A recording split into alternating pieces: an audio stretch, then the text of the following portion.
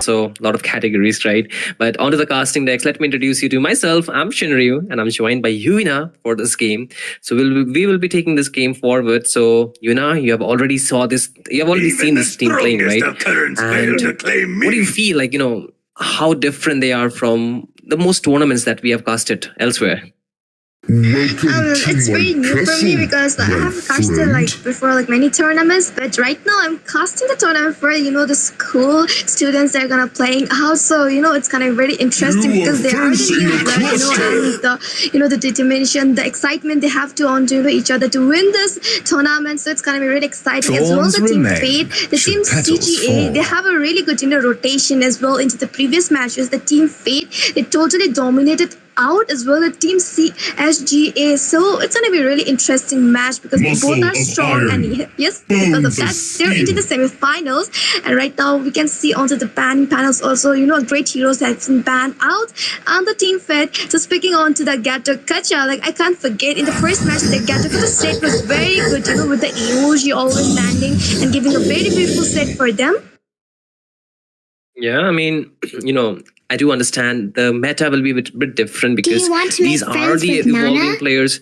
They are not, at the very pinnacle of the gaming, but they're trying to get there, of course. So we'll see a bit of different meta. Do not mind that, ladies and gentlemen, but this is what these people are comfortable with. And what's the best way to start your esports career is by picking your comfort, getting good at those heroes which you're already good at. At the same time, you're seeing, like you already mentioned, the Garuda Kasha would be the start from the side of Team Fate here, and SGA, they're picking up the Thamus. Alongside that, they have the Nana. Really good hero. Thamus has a very good sustenance. Nana, good crowd control, good damage, really good damage. And to answer that back, side of Team Fate, they will be picking up the X-Borg. Alongside that, we, of course, have the Grandeur. True damage plus lot of range. Let's and Beleric in response to that. And I was supposed to break down the picks a little bit, the heroes that they're choosing, but it is coming really so fast. Like the teams are already ready to play this match, isn't it? Yes, I guess they're very excited to play this match, and they're just so confident on their picks. Like look at the side of the team Fate. They have total sustaining type of heroes with Granger over there onto the goal line. On the team SG, I guess they're going for the comfort pick because they're picking on the Beleric as well the Thomas onto the EXE, and we can see the Nana, the cute one, the mage with the Molina. She will be irritating a lot of times, annoying, especially the hypers with that cute Molina. I mean, the thing about Molina is that it reduces your defense. So even if you're tanky, even if you have a lot of sustain, your magic defense is actually getting lowered every time you're getting crowd controlled by the Molina. So therefore, you need to have a very good positioning, and they do require that range to mark down this Nana. Therefore, I think, picking up a good mage will be very important, very crucial. For the side of Team Fate, Lunox, not the longest range, but very good damage, very high damage in terms of pure burst that we're talking about. We already see very good sustain also coming from the side of Team SGA. They have picked up the Beleric. They also have picked up the Bugs here. These are very chunky boys on the front. And even alongside the Lunox, we are seeing a CC, and this is a very good hero to actually take down those high HP targets, right, Yuna? Yes, definitely. I mean, they already have 3 of, the frontliners who are very chunky, but they do, the team Fate, they just picked out the CC, a perfect counter for them because the CC's damage, the true damage she provides is really, good, and it's going to be really, working against the Bashia, against the Beleric and the Thomas out there, the CC with the Yo-Yo Blitz over there, and as well, the Cotton Culls binding them together, and she has the mobility, so it's going to be really, hard time for the Bashia as well to the Beleric. If the CC farms well and she is there, she's gonna annoy them a lot. So what will be the last pick coming from the side of the team SG? Oh my goodness, it's a very surprising pick, and it's gonna be Hanabi. Absolutely. I was expecting, I was actually looking forward to what the goal lane pick would be, but the Hanabi is pretty good. She has an immunity, inbuilt immunity every time she has that shield on towards her. Yes, the CC immune onto her is really good, using this first skill of her as well. If she is able to land her ultimate well, she can do well as well. Second skill does a lot of damage, but the thing is, she needs to be careful about the positioning because there is a Lunox who can dive in, and there is a CC, and the Gato Gacha might be, coming up with the EOG onto her. So yeah, she needs to be really careful, and she needs to, focus onto her farming because if the Granger gets the early lit, it's gonna be kind of, hard for you to catch up with that Granger.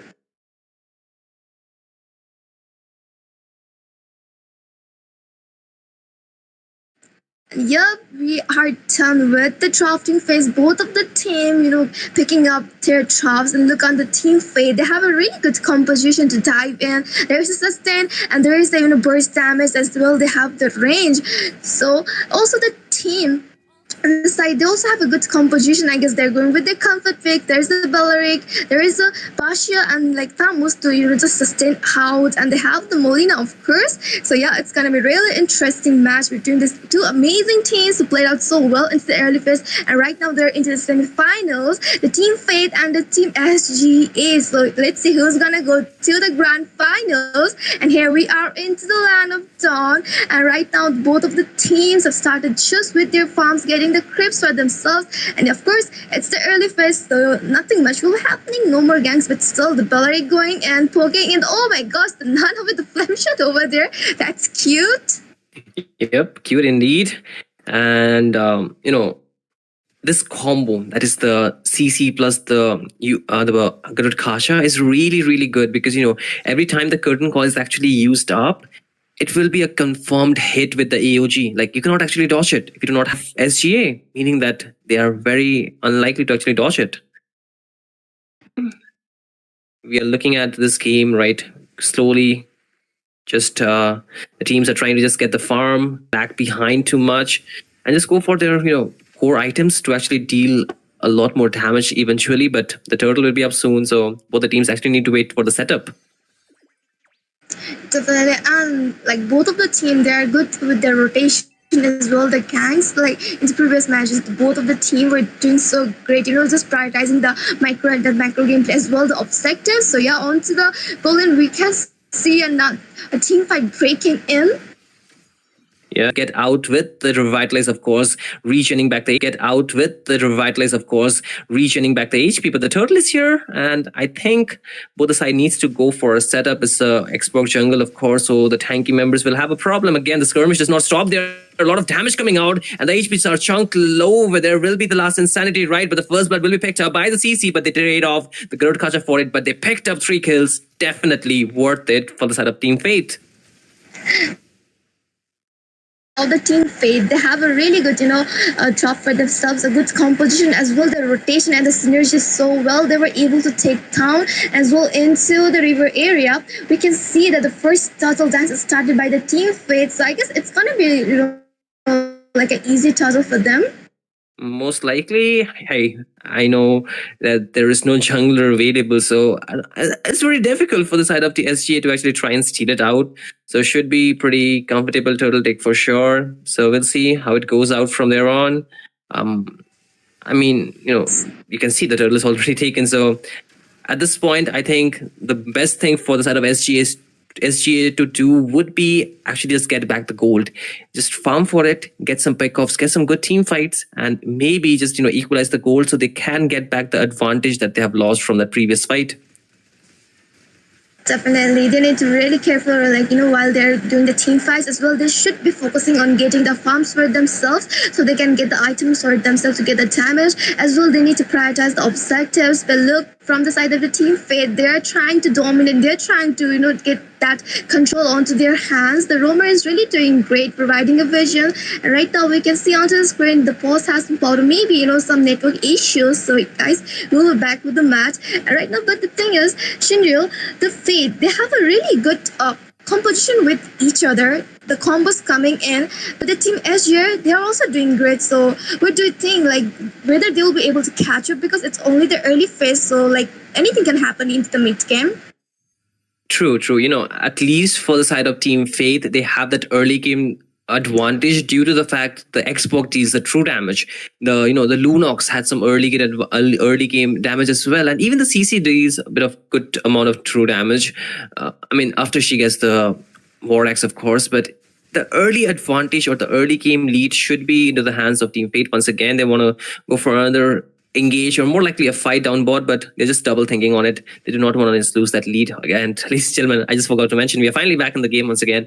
So, that early game lead should definitely be in the hands of Team Fate, but for the side of SGA, they need to farm for their items. They need to have a good control over the economy, because if they cannot maintain a good economy, if they get behind by a lot of gold, then it's very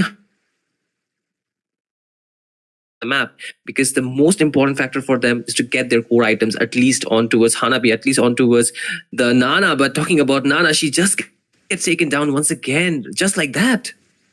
like she got into a really bad position as well. The burst damage is so good, and the Nana got taken down. But into the river area, we can see the second turtle dance started from the team Fate, and it will be an easy turtle for them because the team SGA, they won't be contesting for it right now because the red tree, the difference right now, the Basha is kind of in the back, so yeah, he might be focused on getting the jungles, and they might be focusing on to getting the farms because taking the rush steal kind of a risky team fight is not good for them because they need to get some advantage for them. But right now the team Fate, they're having a good time, they're having a control onto their hands, and they're just enjoying the match. Yeah, I mean, we are just 5 minutes into the game and already we are looking at a 4k gold lead for the side of team Fate. Therefore, I think the best course of action for SGA is to just play it slow. They need to slow down the game. They should not be giving free gold, free kills, and even free structures around the map. So the best thing is just defend, farm, and just wait for the opportunity when you can actually take a proper fight. Because if you take a fight right now, it's very difficult for you to actually get a good trade. And if you're losing more trades out, it's going to be very, very bad for you. And that loss of a trade would eventually reflect in terms of the next team fights, next objective fights, where you cannot actually even do anything. Just to you have to voluntarily give up those objectives. Again, bot lane, there is the Death Sonata chunking down some HP from the Hanabi. At the same time, both the gold lane are playing defensively. It's a 1v1 down bot, but again, top lane, there is a bit of skirmish that can take place because the waves are there, and the side of team Fate, they're looking to take down this first tier, of course, up top. Palmos is there, but for how long is the question. He's trying to sustain, but there goes good night call for him, and they also take down the turret, and that's a more lead getting in the hands of team Fate.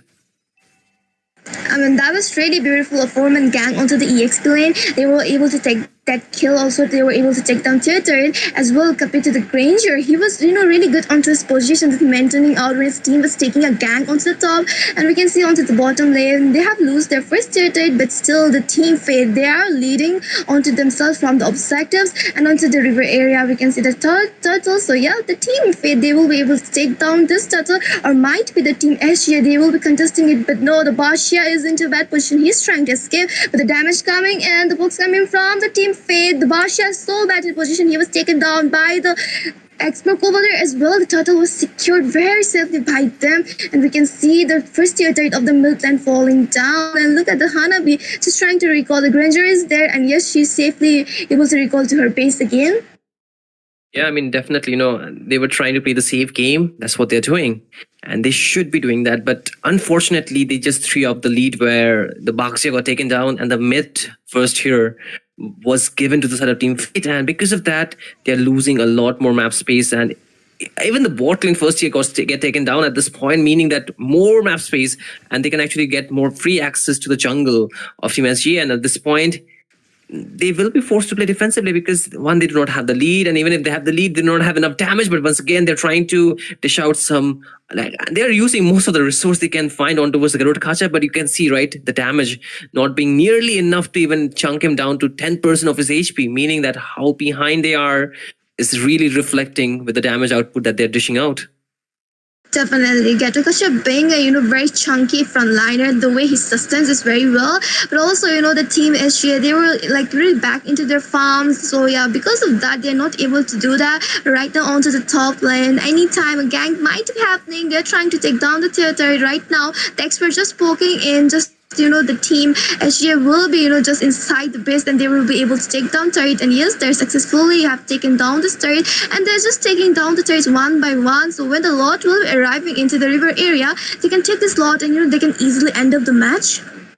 Definitely, Hanabi is trying to be a bit sneaky down bot lane, but I think this might be the end of line. There are 4 members in the vicinity. She's trying to recall. Oh, she's actually able to recall. Oh my goodness, that was such a close call.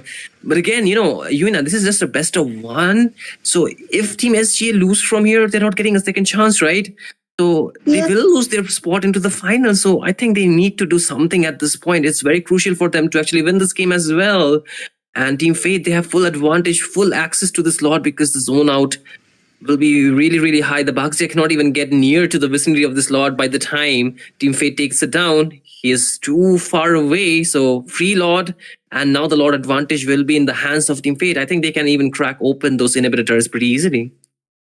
Definitely, because they have a lot of advantage, in compared to the goal, the farm, the objectives, everything is into their hands. The micro and the macro game is very good. The team fights they are taking in, and the way the roamer, the Gattokas is playing, how it's giving the goal and opening up the map for his team. Yeah, I mean, he is in the face of Team SGA. Like, what do you do if the Garud Kacha is just standing in front of you? Either you use your skill or you just get back. And that's what is happening every time Team SGA they're finding more access, more, structures and more advantage around the map. And that's going to be continuing happening every time they let go of Mage. This the Lord, which is already in the top lane, will be coming crashing down. The holy defense will be falling, and Team SGA will try to just get out. The AOG was there just to zone, but it does not connect to any of the member, but still enough for them to get that gold shield down.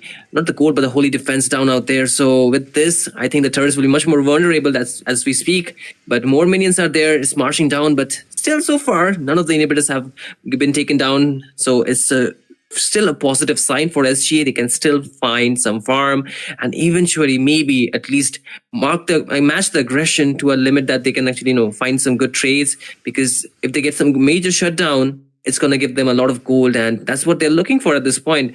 They can just hug their turrets and just stay in the base and just find the farm from the minions. Most likely that's what they should be doing. If they go too out or too away from their turrets, it's like they can get taken down. But Hanabi just picked up the DHs, meaning the scaling of the damage would definitely be there, Definitely. And right now they do have that inhibitors, and I guess they will be able to defend out. They just need to, look for the one opportunity and, look, the Team Fate, what they will be, making the mistake. And if the one mistake comes out and they will be able to get the good set, might be, they can wipe out and get the advantage of that, bounties onto them. And also they can take some, the objectives or take down some turrets, which will be a kind of advantage for them. And they need to be very careful about anything, that steps they will be taking in, because it's the semi-final. One mistake, one wiped out, and you will be out, and your opponent will be going to the grand finals. Definitely, right? There's no second chances like we have been talking about, but the damage scaling from the lineup of not SGA, but Team Fate is already so high that you can see the spoke damage coming out from Grandeur is enough to at least chunk down 30% of the HP. Like the target is just 70%, meaning that it's hurting already, and it's going to be exponentially hurting more by the time the goal lead even broadens as we speak of, because we are already looking at a 13k goal lead in a matter of just a 12 minute games. And with this, the Lord is there and it'll be gone before we even blink. So Team SGA, they're in a lot of trouble with this Lord marching down. No holy defense, very low farm. I think we are looking at a wrap here, Definitely, the Lord is marching in, so it's gonna be kind of hard to defend out compared to the first one. As well, onto the turrets, all of the tier turrets have fallen down, only the inhibited standing. There's no shield as well. Look at the CC just clearing all the minions and trying to sync together so they will be able to end this match. What a perfect synergy they have. They get into landing the right there. The inhibitor has been destroyed. Also, we can see the pillar has been taken down by the Granger. The damage coming from the Rhapsody over there. The Basha has been taken down by the Expert as well. The Granger getting the double kill onto the Thomas, though he's melting down the Rhapsody. The damage, the triple kill onto the Hanabi, and it with the mid-hack onto the Nana. Oh my gosh, the damage is so good as well. The Gattokas has been taken down, but the four of the members are down from the side of the team SGA and locking onto the base crystal. The match will be ending here, and the Team Fate will be securing the position on to the grand finals. A really easy game coming in from the side of Team Fate, actually, not SGA this time. And they played pretty perfectly. They just played for the objectives. They played for the winning conditions, and that they just had to do just farm and get their more of the core item. You can see already the items here. So much damage item from the CC2 that, even she could melt down those tanky frontliners. And even with the type of farm they were able to find on some of the members, it was not nearly enough because they were already outscaled at that point. The lead almost of 13k is very high. It's like almost 2 to 3 items lead for a lot of their members. And with that kind of lead, it's very difficult to actually try and find a way back into this game. So definitely that was reflecting in this game. At the same time, congratulations to Team Fate for winning this game out and moving on towards the finals of this festival, of course. So we'll be seeing more of them. But at the same time, the games are not over. We'll be bringing back the second semi-final of the evening. So of the afternoon, actually, it's already afternoon now. So the afternoon. Do stay tuned, ladies and gentlemen. We'll be back in a jiffy. So see you on the other side, and make sure you support your favorite teams out there. So do like us and share the stream.